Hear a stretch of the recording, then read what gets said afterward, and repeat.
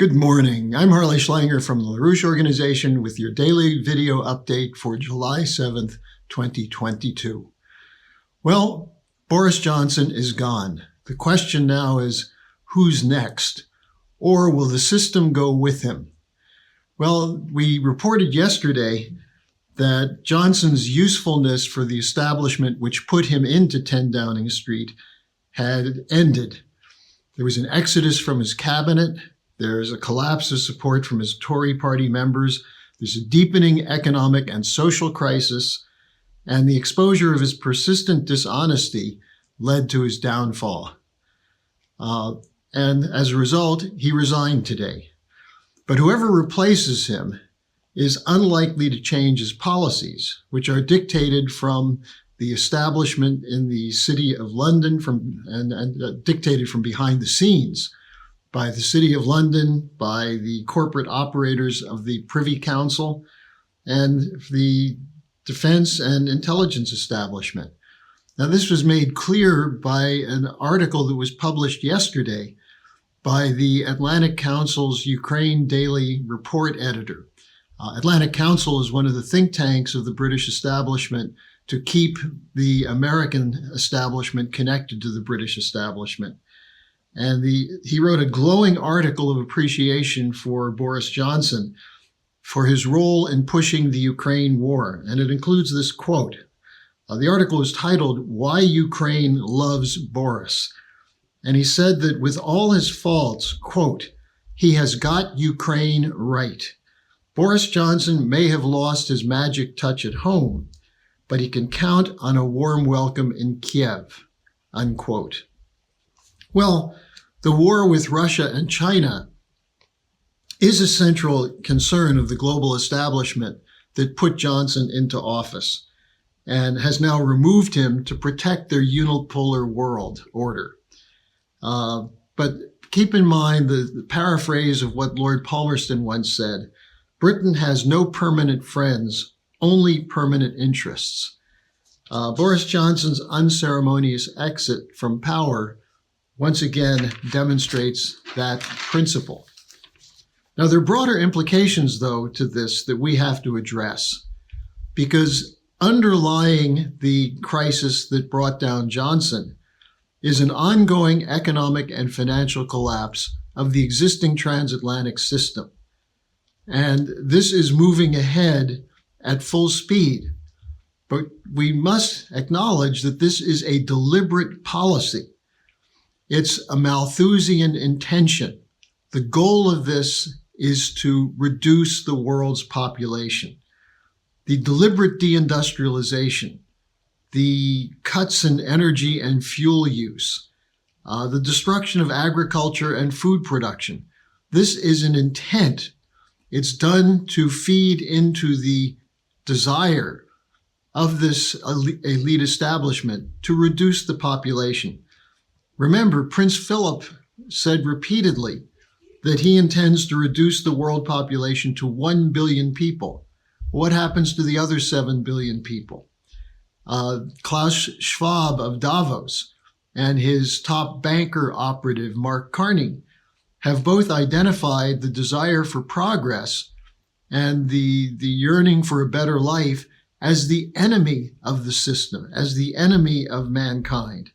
And they say that not to protect nature or the planet, but to protect their quadrillions of dollars of speculative financial bubble, the debt that they've built up, especially since 2008, with the quantitative easing policy of central banks, which provided unlimited funds to the speculators to drive up the value of their stocks, to sustain the value of their worthless financial instruments.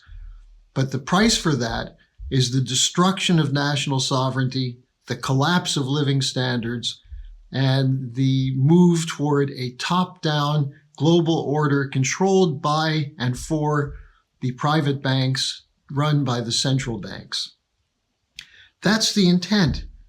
Now, that order is collapsing, and it's collapsing in a way that they didn't fully intend. They want the collapse, but they didn't want the reaction to the collapse to end the policy that they were carrying out. But that's exactly what we're seeing because of something called natural law.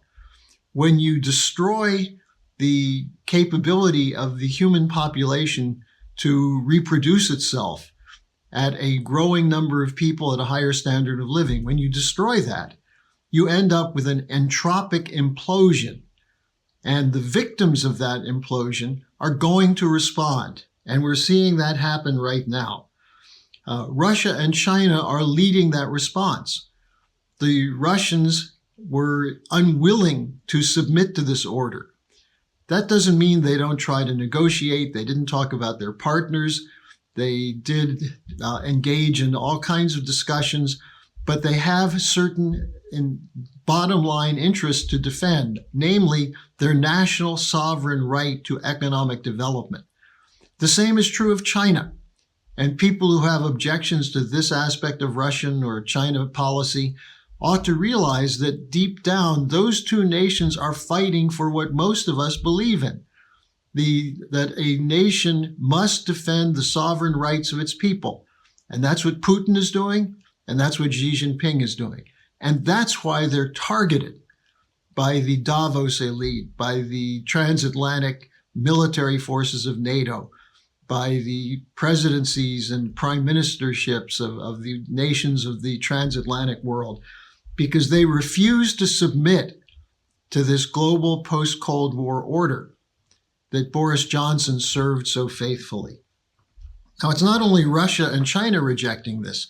You have groups of countries, the Eurasian Economic Union, the BRICS, Brazil, Russia, India, China, South Africa, which is growing. The Shanghai Cooperation Organization.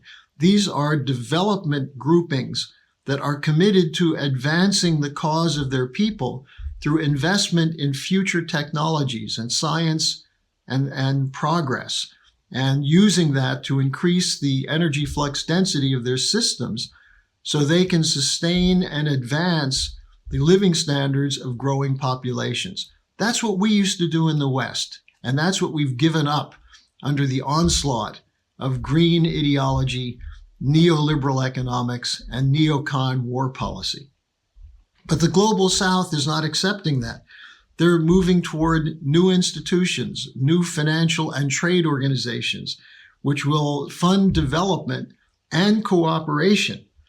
And they're moving away from the collapsing transatlantic dollar system. And this is something which is a good development. In fact, it's what we in the West should be doing. Junk this system. Let it go along with Boris Johnson to Kiev if he wants to. But we must move together in mutual cooperation to establish a new financial and strategic architecture. Now, inside the empire itself, we're seeing a rebellion.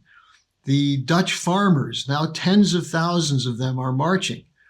And several people say, well, there's plenty of food in Holland. Of course there is, but the farms are being destroyed. The green policy is to reduce farmland by 30%, and the Dutch government is moving to force the sell-off of 30% of the farms. That's what the revolt is about. And why are they supposed to do this? To reduce nitrogen emissions. And they're not accepting it. They're now being joined by fishermen.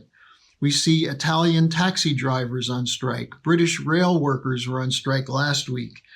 The rebellion is global. Now, in the United States, what's the problem?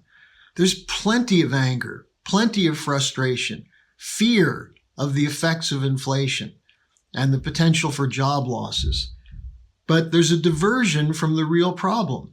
People are being diverted into many side issues, and many of these side issues are important, such as election integrity and the abortion question, gun rights and things of that sort. There needs to be a vigorous debate over these things.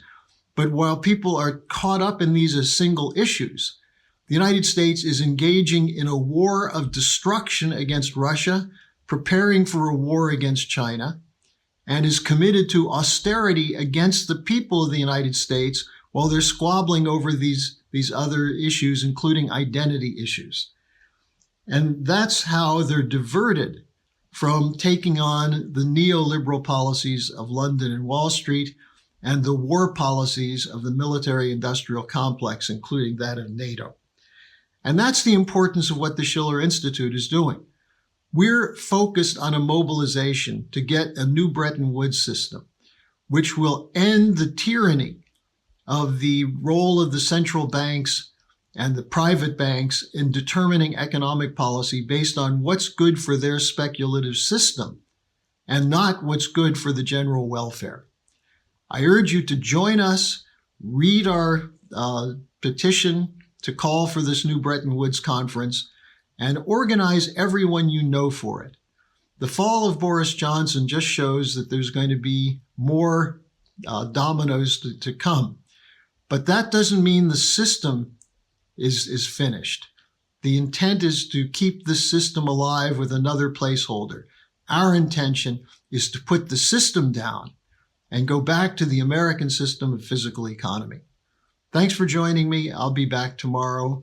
As tomorrow's Friday, I'll be happy to take your questions. Send them to me at harleysch@gmail.com.